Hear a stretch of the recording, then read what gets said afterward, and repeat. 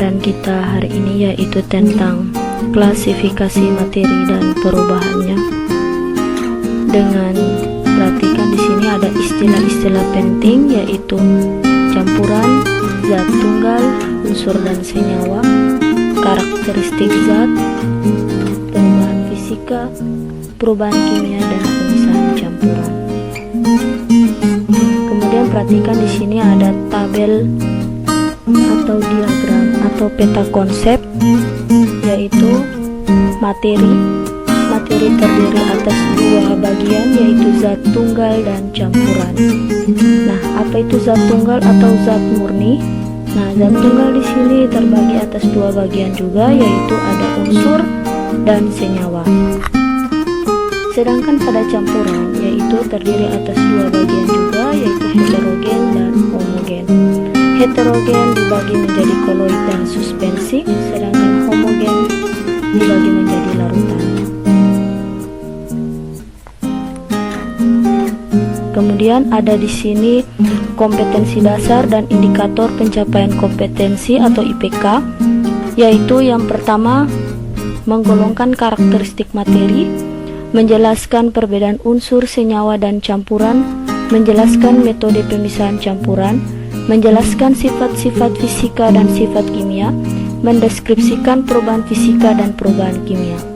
Kemudian di sini ada menyajikan hasil penyelidikan atau karya tentang sifat larutan, perubahan fisika dan perubahan kimia atau pemisahan campuran, yaitu yang pertama melakukan pemindaian karakteristik zat, padat, cair dan gas, serta mengumpulkan informasi mengenai unsur, senyawa dan campuran.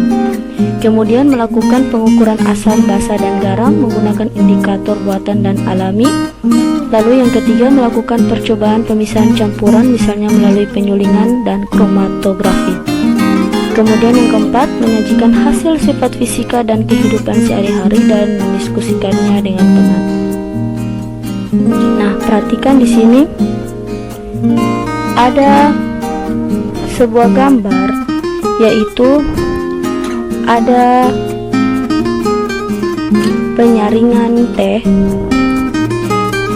Lalu perhatikan di sini ketika kita memanaskan air sampai mendidih, maka akan terjadi perubahan wujud dari cair menjadi uap. Nah, dapur adalah salah satu tempat menarik untuk mengamati perubahan zat dan bagaimana memisahkan berbagai campuran. Nah, sekarang kita coba melihat, ayo tebak. Perhatikan ketika kamu membuat teh. Ketika memanaskan air sampai mendidih, terjadi perubahan wujud dari cair menjadi uap. Kemudian, bahan-bahan tersebut memiliki klasifikasi yang berbeda. Ada yang merupakan zat tunggal, yaitu unsur dan senyawa, dan ada juga yang sudah merupakan campuran. Nah, kita masuk materi yaitu klasifikasi materi. Apa itu materi? Materi adalah sesuatu yang mempunyai massa dan dapat menempati sebuah ruang. Materi berdasarkan wujudnya dapat dikelompokkan menjadi zat padat, cair, dan gas. Contoh zat padat yaitu beberapa jenis logam seperti besi, emas, dan seng. Untuk air, minyak goreng, dan bensin merupakan contoh wujud cair. Nah, kemudian untuk contoh zat berwujud gas adalah udara, asap, dan uap air. Asap rokok merupakan salah satu gas yang berbahaya bagi kesehatan. Oleh karena itu, kamu dilarang merokok, karena merokok selain berbahaya bagi si perokok, juga berbahaya bagi orang lain yang berada di sekitar perokok. Karena asap rokok akan terisap olehnya orang yang merokok. Kemudian, orang yang merokok disebut perokok aktif, sedangkan orang lain yang berada di sekitar perokok disebut perokok pasif. Kemudian ada contoh lain yaitu contoh wujud zat yang sederhana dan mudah kalian pahami adalah air. Ketika dalam bentuk bongkahan es, maka es tersebut dikatakan dalam wujud padat. Tetapi ketika dipanaskan, es tersebut akan berubah kembali menjadi cair, yaitu wujud cair. Air tersebut dikatakan dalam wujud cair. Ketika dipanaskan pada suhu 100 derajat Celcius, air akan berubah menjadi uap air. Uap air dikatakan dalam wujud gas. Kemudian selanjutnya di sini ada perbedaan sifat zat padat, cair, dan gas. Perhatikan di sini ada zat padat yaitu batu, zat cair air, dan zat gas adalah asap atau uap.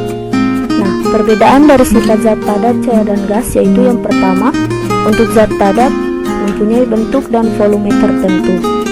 Nah, bagaimana volume pada zat cair? Yaitu volumenya tertentu tetapi tidak mempunyai bentuk yang tetap, bergantung pada media yang digunakan. Contohnya, ketika kalian mengisi air di gelas, maka bentuk air tersebut atau zat cair tersebut akan berbentuk menjadi gelas. Nah, sedangkan ketika kalian mengisi air ke dalam botol, maka air tersebut akan berbentuk seperti botol. Kemudian untuk bentuk dan volume zat gas, yaitu tidak mempunyai volume dan bentuk yang tertentu. Kemudian bagaimana jarak antar partikel zat? Untuk zat padat sangat rapat, lalu partikel zat padat tidak dapat bergerak bebas. Perhatikan di sini, jarak antar partikelnya padat dan sangat rapat sehingga tidak dapat bergerak dengan bebas. Kemudian untuk zat cair, perhatikan di sini, jarak antar partikelnya lebih renggang.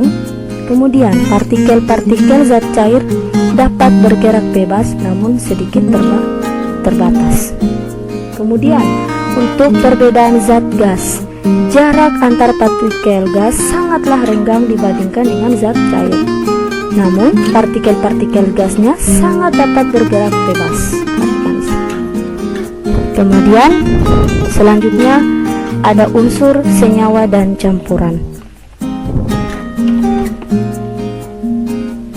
Nah, perhatikan di sini ada ilustrasi gambar, yaitu masjid.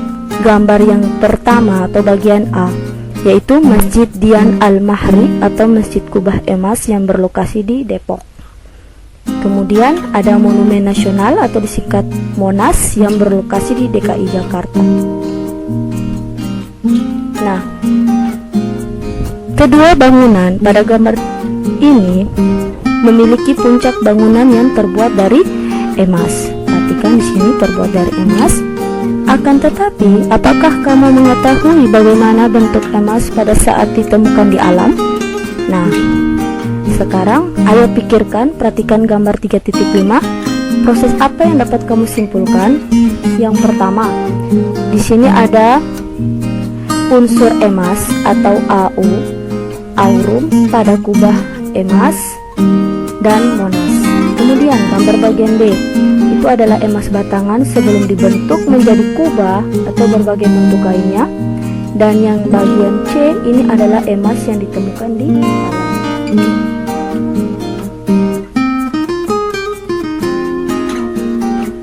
Nah, selain itu ada juga namanya benda yang ada di sekitarmu, yaitu pensil, buku, meja, kursi, pintu, dan jendela. Itu tersusun dari materi. Nah, ilmuwan menggolongkan materi berdasarkan komposisi dan sifatnya. Nah, di dalam alam, materi yang ada di alam dapat diklasifikasi menjadi zat tunggal dan campuran. Nah, apa itu zat tunggal? Perhatikan. Zat tunggal atau zat murni yang ada di dalam dapat dibagi menjadi unsur dan senyawa. Nah, unsur merupakan zat tunggal atau zat murni yang tidak dapat dibagi lagi menjadi bagian yang lebih sederhana dan akan tetap mempertahankan karakteristik atau sifat asli dari unsur tersebut. Nah, coba kalian perhatikan di sini, mulai dari emas yang ditemukan di alam masih bentuknya seperti emas. Ketika diolah menjadi emas batangan masih berbentuk seperti emas. Lalu dirubah menjadi kubah emas atau tugu monas masih tetap unsur emas atau AU. Nah, jadi unsur adalah salah satu materi yang terdiri dari zat tunggal atau murni. Kemudian selanjutnya ada contoh dari unsur. Nah, unsur terdiri atas dua, yaitu unsur logam dan unsur non-logam.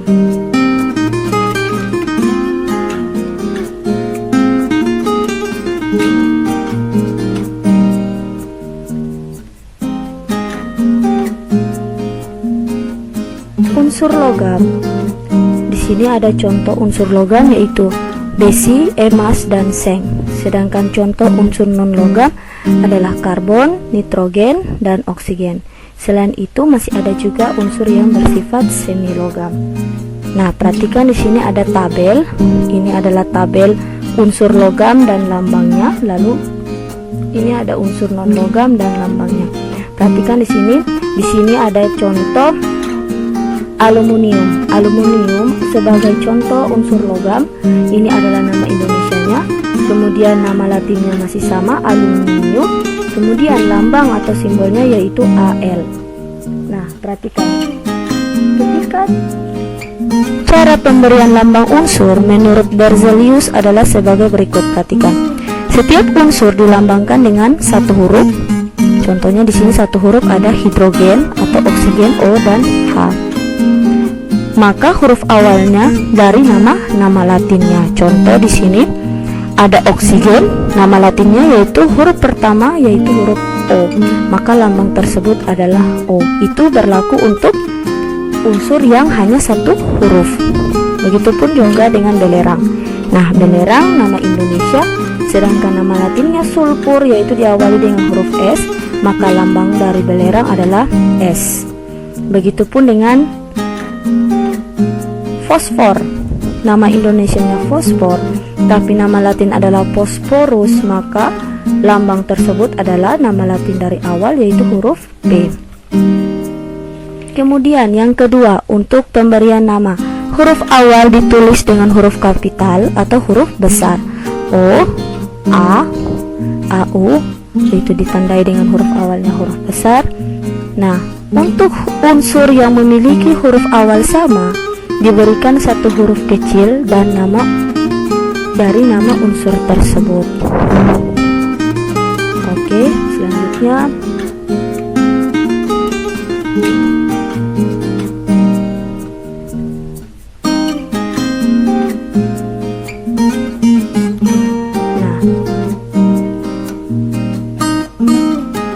kemudian di sini ada tabel perbedaan unsur logam dan non-logam. Apa itu unsur logam? Di sini wujudnya yaitu padat pada suhu kamar kecuali raksa. Kemudian untuk unsur non logam ada yang berwujud padat, cair, dan gas. Kemudian untuk logam dapat ditempa dan dapat direnggangkan. Sedangkan non logam bersifat rapuh dan tidak dapat ditempa.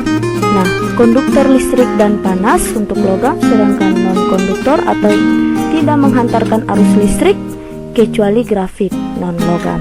Nah, bagaimana unsur logam dan non logam serta kegunaannya? Perhatikan di sini. Nah, di sini ada nama unsur yaitu natrium, simbolnya yaitu N besar A kecil, dengan kegunaan secara umum yaitu bahan untuk membuat lampu natrium dan senyawanya digunakan untuk garam dapur. Kemudian ada strontium atau Sr, senyawanya digunakan untuk membuat warna merah kembang api dan bahan untuk pembuatan cat kering. Kemudian magnesium, simbol Mg, paduannya digunakan untuk bahan pesawat. Dan iodin, simbolnya I, bahan untuk antiseptik dan senyawanya digunakan untuk garam beriodium dan fotografi. Selanjutnya kita masuk pada materi senyawa. Dalam kehidupan sehari-hari kita sering menggunakan air, gula, garam, asam cuka, dan beberapa bahan lainnya. Bahan-bahan tersebut merupakan senyawa. Kamu telah ketahui bahwa bagian terkecil dari sebuah unsur adalah atom. Dua atau lebih atom dapat bergabung melalui reaksi kimia dan membentuk molekul. Lalu, perhatikan apa itu senyawa. Senyawa dapat diuraikan menjadi dua unsur atau lebih dengan proses kimia biasa. Misalnya ada air dengan rumus H2O, di mana H-nya ada 2 dan O-nya 1, dapat diuraikan menjadi unsur hidrogen, lambangnya H, oksigen adalah simbolnya O.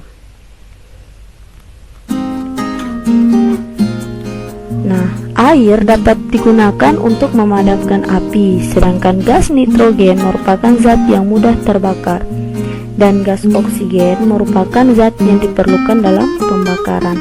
Nah, selain contoh dari air, di sini juga ada tabel beberapa contoh dari senyawa sederhana dan unsur penyusunnya, yaitu ada garam dapur atau nama lainnya natrium klorida, sedangkan unsur penyusunnya terdiri atas 2, yaitu natrium dan klorin.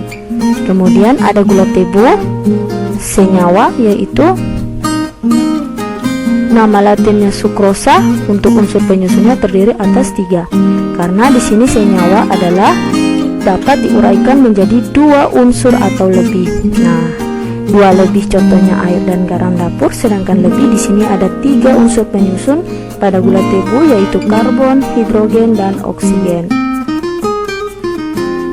Selanjutnya ada campuran. Nah, sebelum kita masuk pada pengertian campuran, mari kita simak video, yaitu ada sebuah percobaan bagaimana kita bisa mengetahui perbedaan campuran homogen dan campuran heterogen.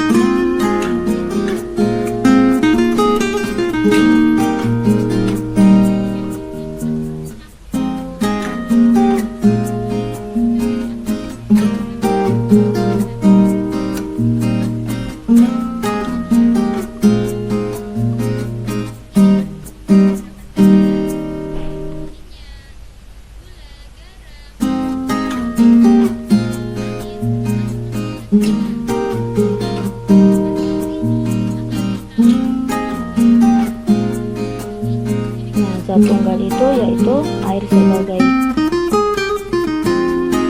senyawa, sedangkan untuk gula dan garam juga termasuk senyawa.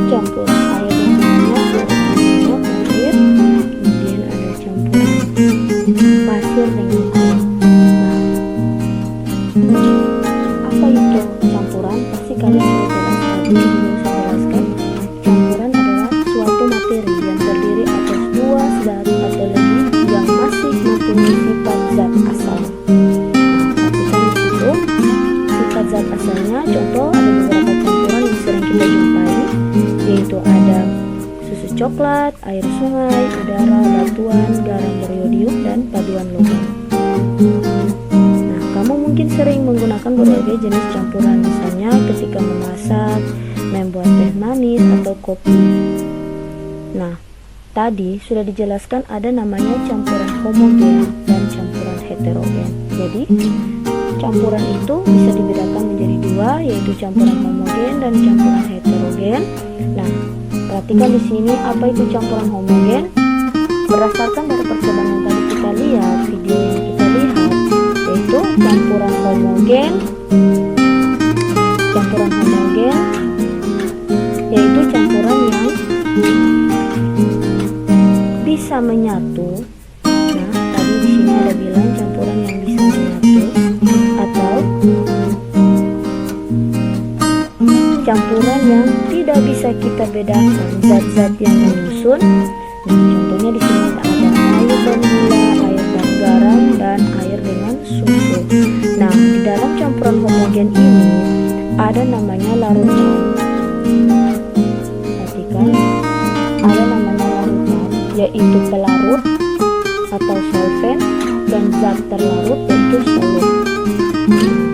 Pelarut yang banyak digunakan adalah air, seperti yang tadi kita sudah lihat video. Begitupun juga di sini ada sirup dengan air.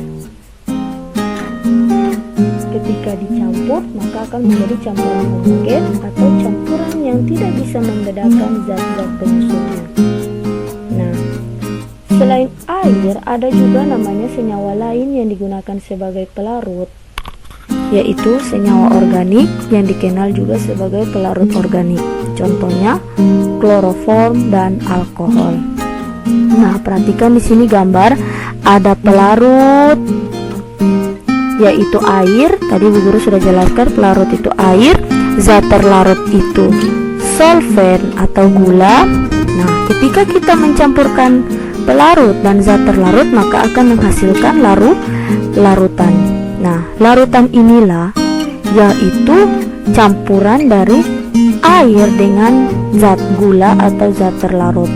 Partikel zat terlarut tidak dapat terlihat sehingga tidak dapat dibedakan dengan pelarutnya. Jadi ketika menjadi larutan, kita tidak bisa membedakan mana itu sebagai pelarut, mana itu kita sebagai zat terlarut. Contohnya di sini juga ada sirup, kita tidak bisa membedakan mana air putih, mana sirup yang kita sudah campurkan. Kemudian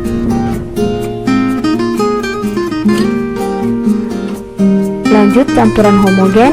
Setelah campuran homogen, ada juga namanya larutan asam, basa, dan garam.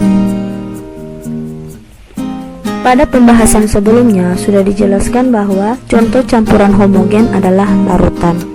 Ada larutan sirup, larutan gula, larutan air garam, larutan susu. Nah, pada dasarnya larutan yang dikenal dalam kehidupan sehari-hari dapat dikelompokkan menjadi larutan yang bersifat asam, basa, dan garam. Nah, larutan seperti cuka, sirup, penghilang noda atau pemutih, sabun cuci, sabun mandi, soda kue, dan garam dapur merupakan contoh larutan asam. Larutan basa atau garam yang banyak dijumpai setiap hari.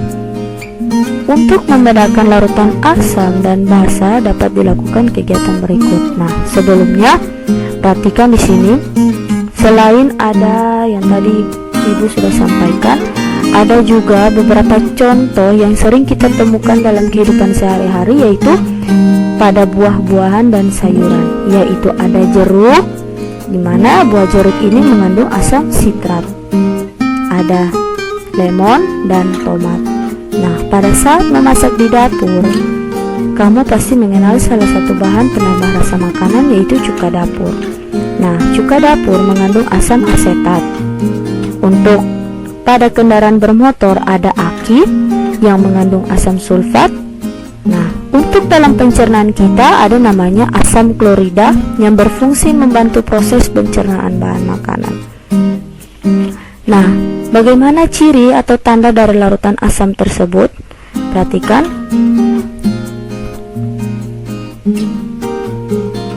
Yang pertama, ciri dari tanda larutan asam adalah rasanya masam.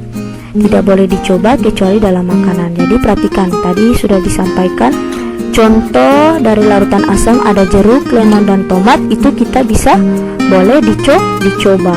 Nah, itu. Tetapi kalau contoh pada aki, itu tidak boleh dicoba karena bukan termasuk bahan dalam makanan. Kemudian bagian B dapat menimbulkan korosi atau karatan.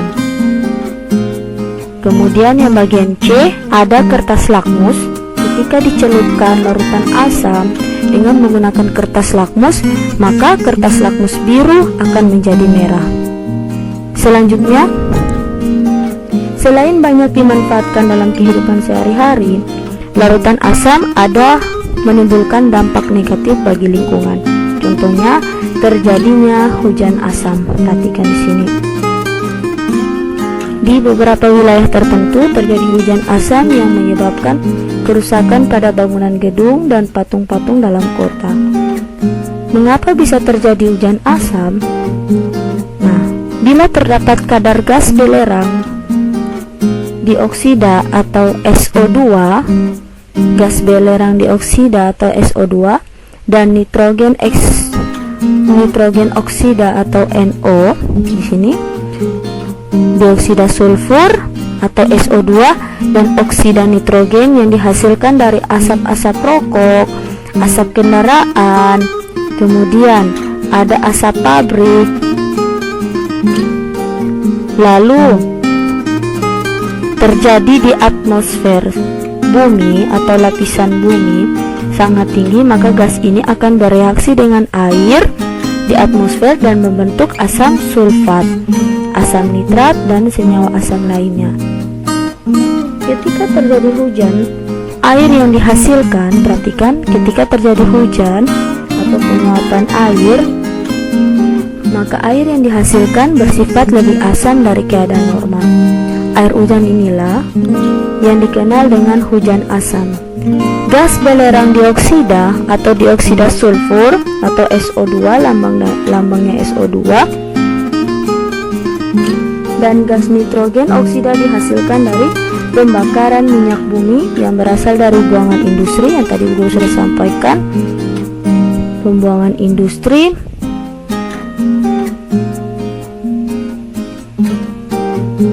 dan kendaraan bermotor. Selain merusak gedung dan patung-patung, hujan asam tersebut dapat merusak tumbuh-tumbuhan dan dapat menyebabkan kematian pada makhluk hidup yang ada di sungai apabila hujan asam tersebut masuk ke sungai. Di sini ya, apabila hujan asam tersebut masuk ke dalam sungai, maka tumbuhan akan rusak. Kemudian selanjutnya ada larutan basah. Basah merupakan larutan yang banyak dijumpai dalam kehidupan sehari-hari. Ada contohnya yaitu sabun mandi, sabun cuci, sampo, pasta gigi, obat mah, dan pupuk. Dalam penggunaan sehari-hari, umumnya basah dicampur dengan zat lain. Nah, di sini ada sifat-sifat basah. Yang pertama yaitu mempunyai rasa agak pahit. Jadi sabun mandi, sabun cuci, sampo, pasta gigi, dan lain-lain itu mempunyai rasa agak pahit. Untuk larutan asam rasanya agak masam, sedangkan pada sifat basah rasanya agak pahit, tapi tidak boleh dicoba. Kemudian yang kedua, terasa licin di kulit. Ketika kalian menggunakan sabun mandi dan sabun cuci, maka akan terasa licin di kulit. Kemudian dapat mengubah kertas lakmus merah menjadi biru. Dalam kehidupan sehari-hari, larutan asam sering direaksikan dengan larutan basah untuk menghasilkan senyawa netral atau dikenal dengan netralisasi. Pada reaksi netralisasi ini akan dihasilkan garam dan air. Nah, selain itu ada contoh penerapan reaksi netralisasi dalam kehidupan sehari-hari adalah untuk pengobatan bagi penderita sakit mah. Di mana sakit mah kondisi kadar asam lambung yang tinggi, maka obat mah dalam senyawa yang bersifat basa atau kandungan magnesium hidroksida atau aluminium hidroksida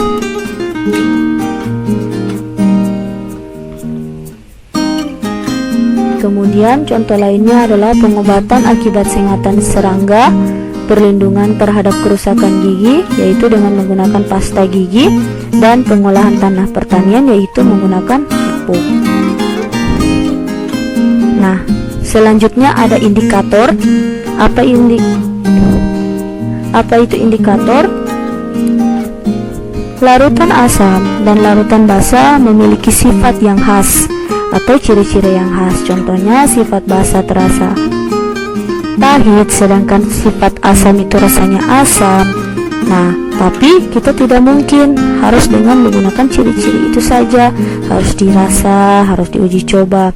Tapi kita bisa menggunakan atau kita bisa mencari cara untuk membedakan asam atau basa dengan menggunakan indikator. Jadi indikator atau suatu indikator asam basa itu adalah suatu senyawa yang menunjukkan perubahan warna apabila bereaksi dengan asam atau basa. Jadi indikator ini fungsinya yaitu untuk bisa mengetahui bagaimana warna yang dihasilkan dari sifat asam atau sifat basa. Nah, indikator itu terdiri atas dua. Indikator asam basa dibedakan menjadi dua, yaitu indikator alami dan indikator buatan. Untuk indikator alami, yaitu bisa kita dapati dari berbagai jenis tumbuhan. Nah, tumbuhan yang termasuk indikator alami akan menunjukkan perubahan warna pada larutan asam ataupun basa. Jadi ketika kita meneteskan indikator alami pada sebuah larutan, maka kita bisa mengetahui warnanya dan kita bisa mengetahui larutan tersebut adalah larutan asam atau basa. Nah, di sini ada beberapa contoh tumbuhan yang dapat digunakan sebagai indikator alami. Ada kunyit, bunga mawar atau pacar air, kubis ungu atau kol ungu, ya. Ada kubis merah dan bunga kembang sepatu, bunga bougainville serta kulit manggis.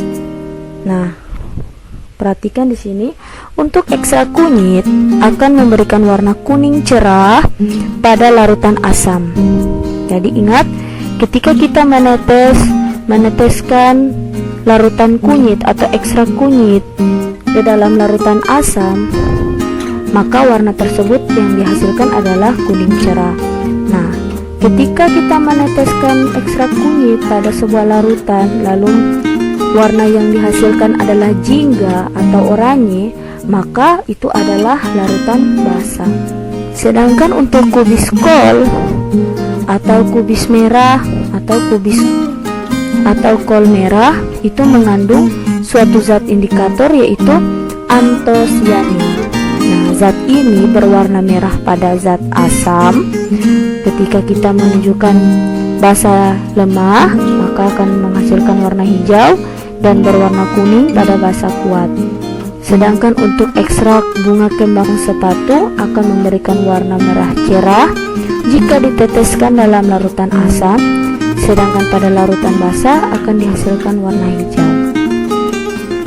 Nah, selain ada indikator alami yang dihasilkan pada beberapa jenis tumbuhan, ada juga salah satu jenis indikator buatan yang bukan dalam bentuk larutan cair. Jadi kalau alami itu dalam bentuk larutan cair, diambil ekstraknya. Nah, sedangkan indikator buatan itu berupa kertas. Nah, ini adalah kertas lakmus. Kertas lakmus ini terdiri atas dua warna, yaitu kertas lakmus biru dan kertas lakmus merah. Nah, warna kertas lakmus biru akan menjadi merah ketika dicelupkan pada larutan asam. Sedangkan kertas lakmus merah ketika dicelupkan pada larutan basah maka akan menjadi biru. Jadi perhatikan di sini. Contoh di sini ada larutan asam, indikator biru, kertas lakmus biru dicelupkan pada larutan asam menjadi merah. Tetapi kertas lakmus merah jika dicelupkan pada larutan asam maka warnanya akan tetap menjadi warna merah, tidak ada perubahan. Ibu guru ulangi. Sedangkan untuk kertas lakmus merah ketika dicelupkan pada larutan basah maka akan menjadi warna biru. Sedangkan kertas lakmus biru ketika dicelupkan pada larutan basah maka kertas lakmus tersebut akan tetap menjadi warna merah. Jadi ingat, contoh di sini kertas lakmus biru menjadi merah. Ingat, kata asam simbolnya M itu menandakan warna merah. Sedangkan basah ditandai dengan huruf B itu artinya biru. Jadi biru berarti kertas lakmus merah menjadi biru, biru menjadi biru. Selanjutnya ada sifat garam. Nah, jenis senyawa garam yang paling dikenal adalah garam dapur, atau nama senyawa kimianya yaitu natrium klorida atau NaCl. Garam ini banyak digunakan dalam pengolahan makanan. Nah, bagaimana senyawa garam dapat terbentuk? Salah satu reaksi yang dapat membentuk garam adalah reaksi asam dan basa atau disebut dengan reaksi neutralisasi. Nah, bagaimana rumusnya? Yaitu asam ketika larutan asam ditambah dengan larutan basa akan menghasilkan garam dan air. Garam secara luas digunakan dalam kehidupan sehari-hari. Nah, selain dari rumus asam dan basa, ada juga beberapa contoh, yaitu jenis garam, ada HCl, ketika ditambahkan dengan NaOH, jadi HCl adalah asam klorida, ditambah dengan natrium hidroksida atau NaOH akan menghasilkan NaCl ditambah dengan H2O. Nah, kalau campuran homogen tadi terdiri atas larutan asam, basa, dan garam, lalu campuran homogen itu campuran yang tidak bisa kita bedakan mana sifat aslinya, yaitu pada sirup kita tidak bisa membedakan mana itu air, mana itu sirup, atau mana itu air, mana itu gula, maka beda dengan campuran heterogen. Nah, campuran heterogen tadi sudah dilihat pada video, ada dua gambar atau dua campuran heterogen, yaitu air dan minyak dan air dengan pasir. Nah, campuran heterogen terjadi karena zat yang tidak dapat bercampur satu dengan lainnya secara sempurna sehingga dapat dikenali zat penyusunnya. Nah, zat penyusunnya di sini ada contoh campuran minyak dan air. Ini zat penyusun air dan ini zat penyusun minyak. Maka ketika kita mencampur minyak dengan air, maka campuran tersebut masih bisa kita bedakan, yaitu sehingga campuran tersebut dinamakan campuran heterogen atau campuran tidak serba sama, sehingga tidak memiliki komposisi yang sama.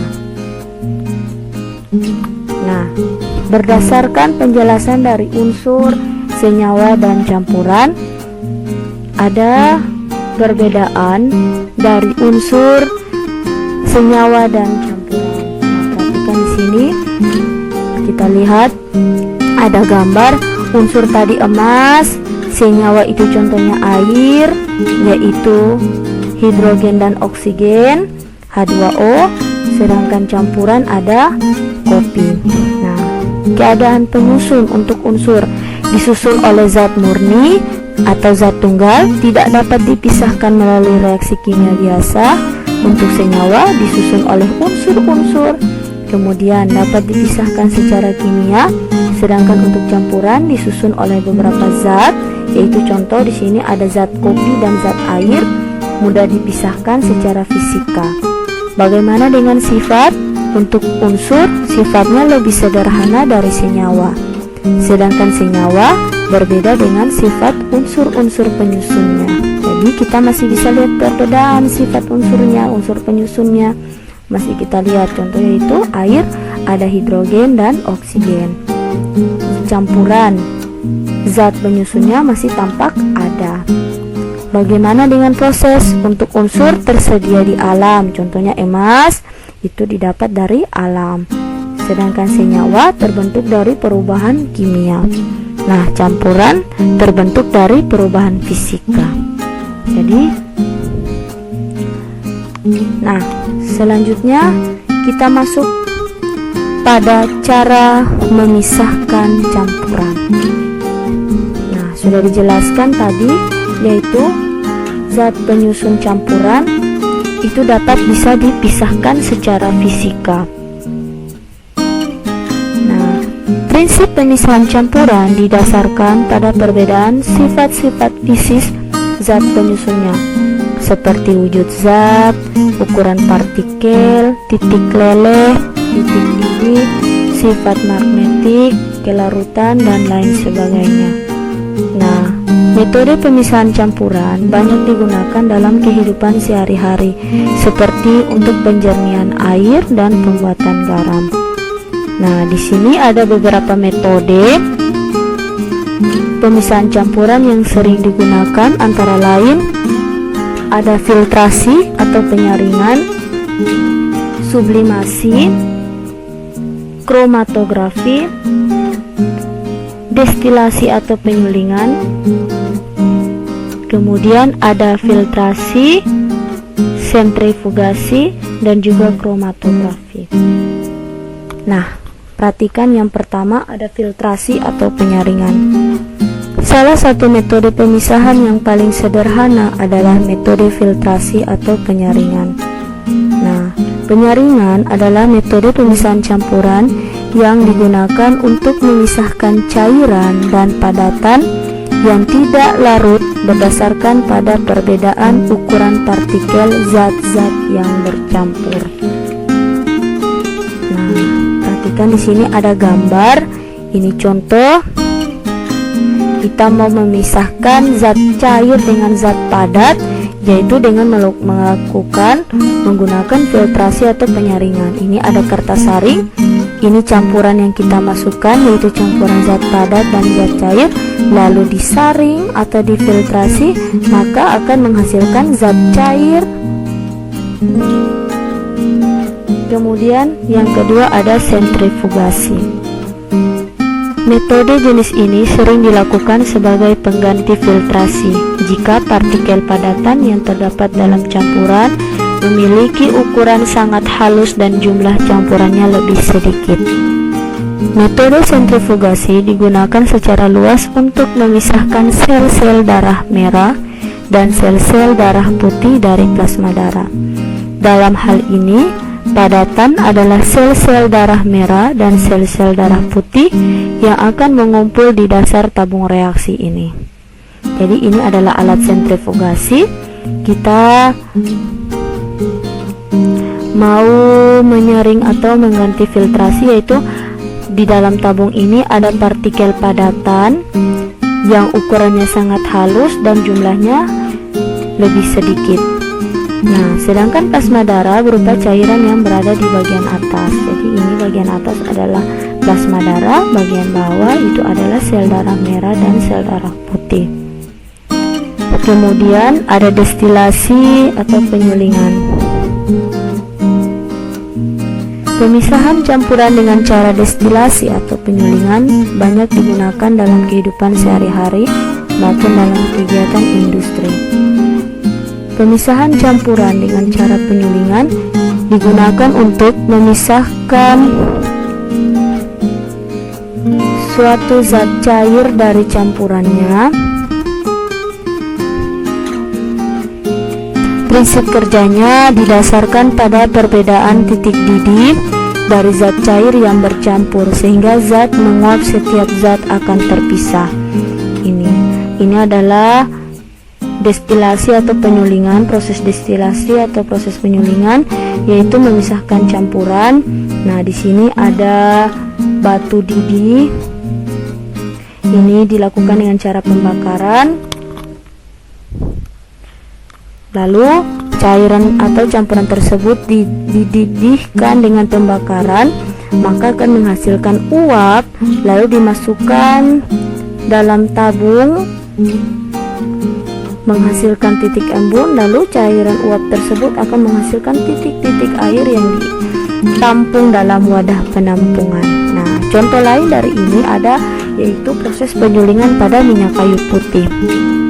Nah, proses destilasi atau penyulingan pada minyak kayu putih yaitu dilakukan pada masyarakat Pulau Buru, yaitu dengan cara memasak daun minyak kayu putih, lalu diambil uap airnya, lalu proses pengembunan atau uap air tersebut akan masuk ke dalam wadah, maka hasil itulah adalah hasil dari minyak kayu putih.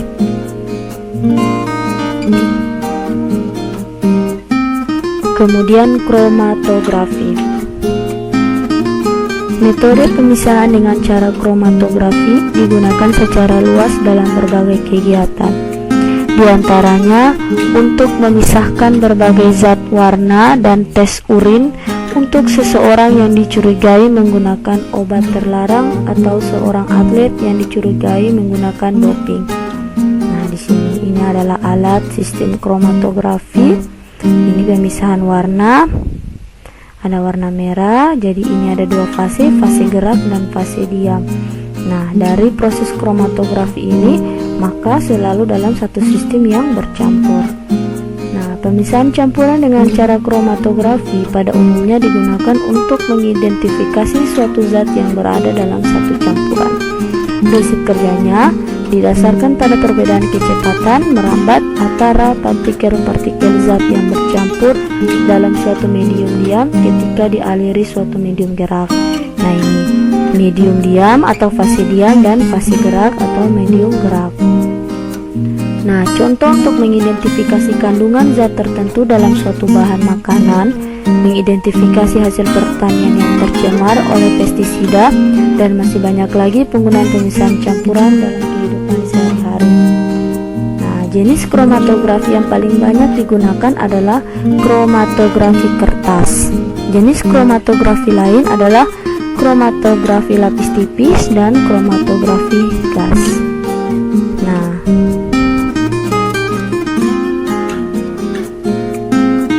kemudian selanjutnya ada sublimasi. Di situ ada gambar proses penyubliman atau sublimasi, yaitu fungsinya untuk memurnikan atau memisahkan kotoran atau impurities dari suatu bahan yang dimurnikan.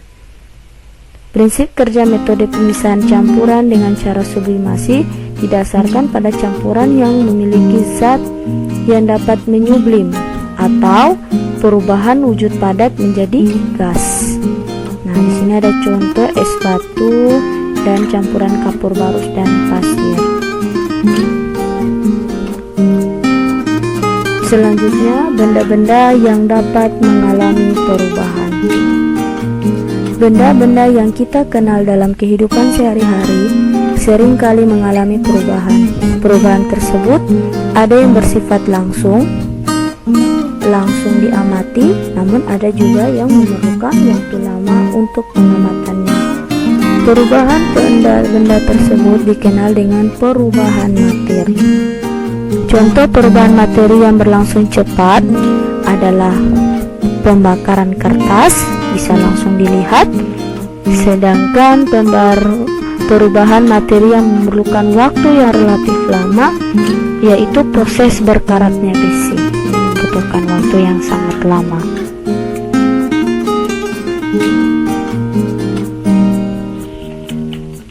Nah,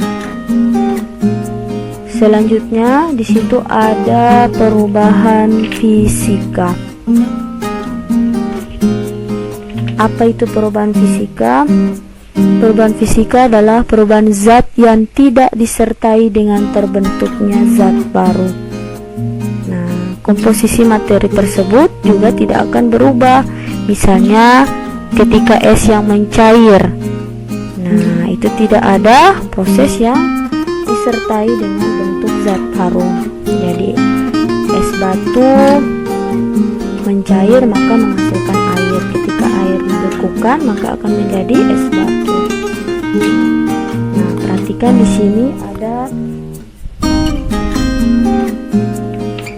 sifat-sifat fisika suatu zat, yaitu bisa kita dilihat dari massa jenis, wujud zat, warna, kelarutan, daya hantar listrik, kemagnetan, titik didih, titik leleh, titik beku, bau, rasa, dan kekerasan.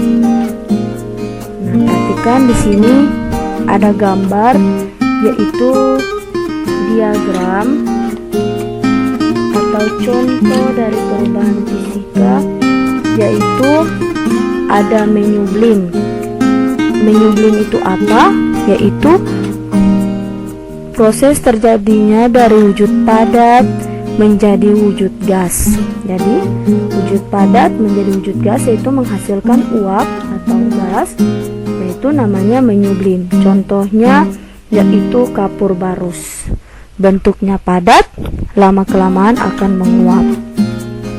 Kemudian wujud gas menjadi padat, dari uap menjadi padat, itu proses namanya mengkristal. Contohnya yaitu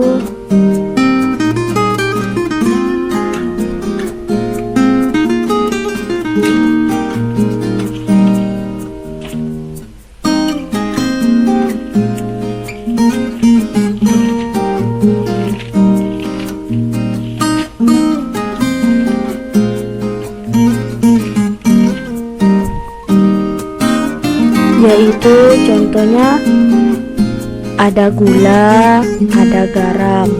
Nah, itu namanya proses mengkristal. Atau bisa juga dari cair ke gas. Nah, perhatikan di sini ada arah panah yang menandakan warna merah dan warna abu-abu. Nah, warna merah itu menandakan memerlukan kalor atau memerlukan panas, sedangkan abu-abu melepaskan kalor. Nah, jadi proses menyublim itu memerlukan kalor, sedangkan mengkristal yaitu melepaskan kalor. Kemudian di sini ada menguap dan mengembun. Menguap yaitu proses dari zat cair menjadi zat gas. Contohnya ketika kita memasak air tersebut mendidih, uap panas, maka menghasilkan uap panas. Sedangkan mengembun yaitu proses gas menjadi zat cair, contohnya embun di pagi hari. Selanjutnya zat padat menjadi cair, namanya mencair, contohnya es batu yang mencair. Sedangkan zat cair menjadi zat padat disebut membeku, contohnya es batu.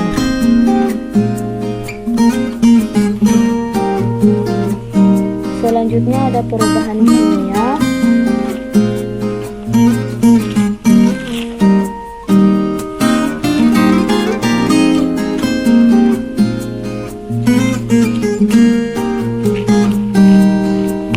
Perhatikan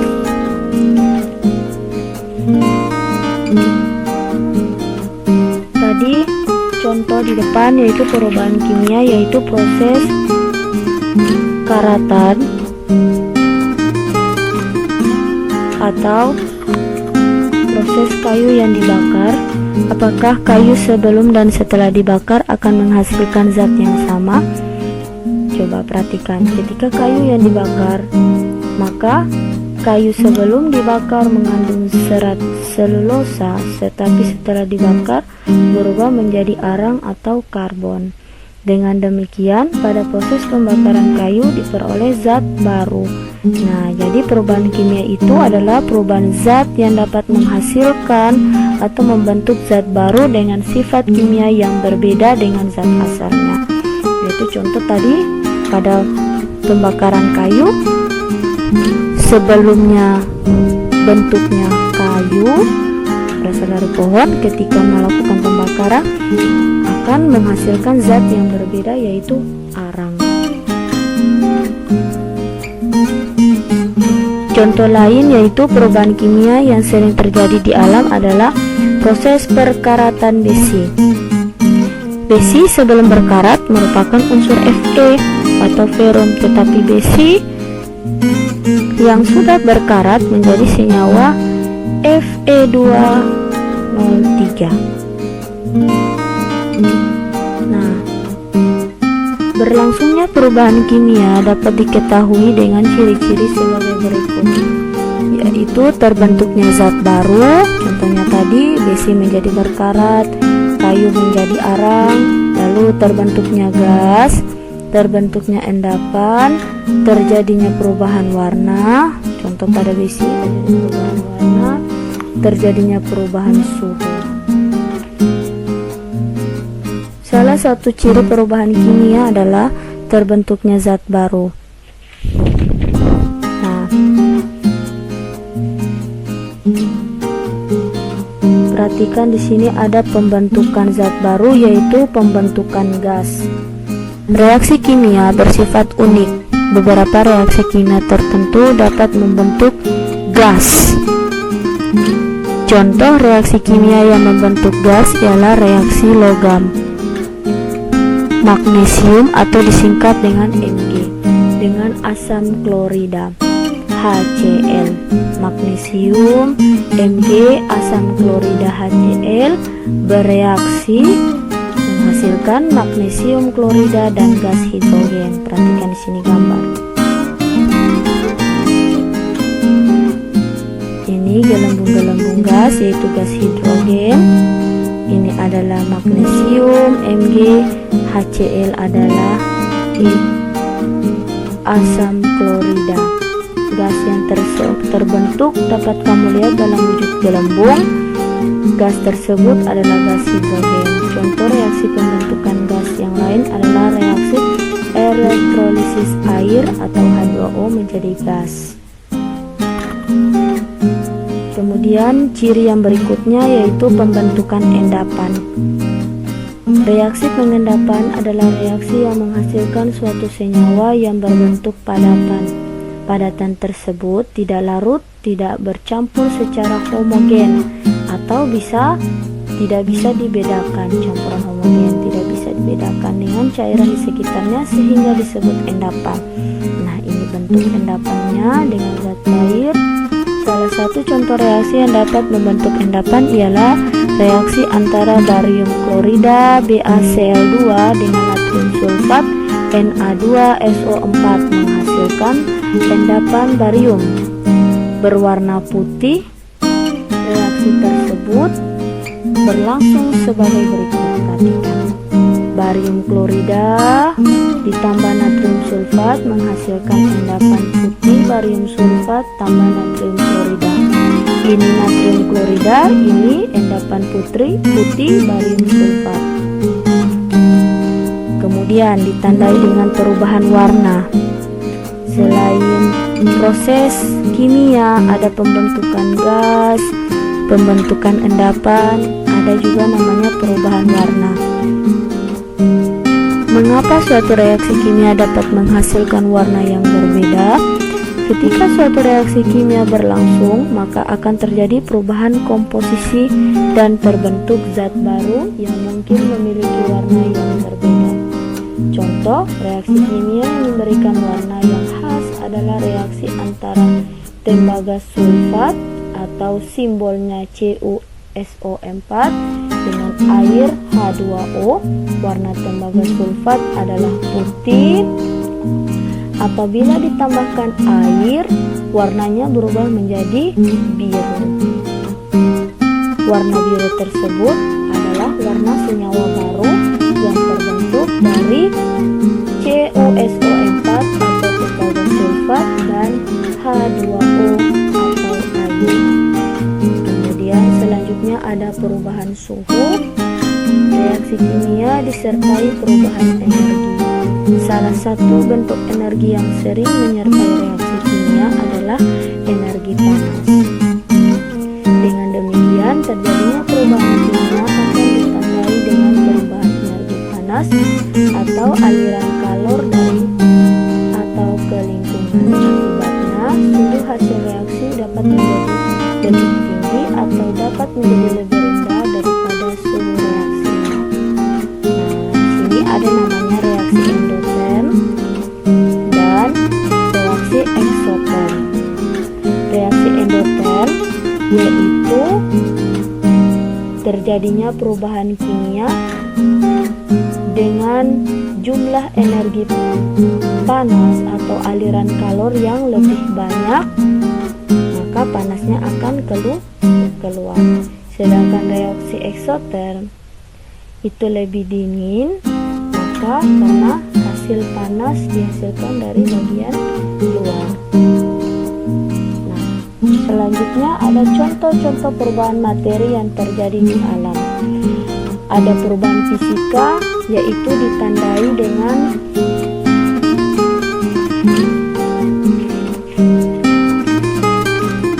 fisik yang berbeda, yaitu pertama, beras diubah menjadi tepung beras, kayu diubah menjadi kursi, masih terlihat bentuk asalnya. Gula dilarutkan dalam air, yaitu disebut zat cair. Bola lampu listrik menyala, yang berubah menjadi gas. Sedangkan perubahan kimia yaitu menghasilkan perubahan baru atau zat baru. Contoh singkong menjadi capit, menghasilkan zat baru. Pembakaran kayu menjadi arang, makanan basi, susu diubah menjadi keju, berkaratan besi.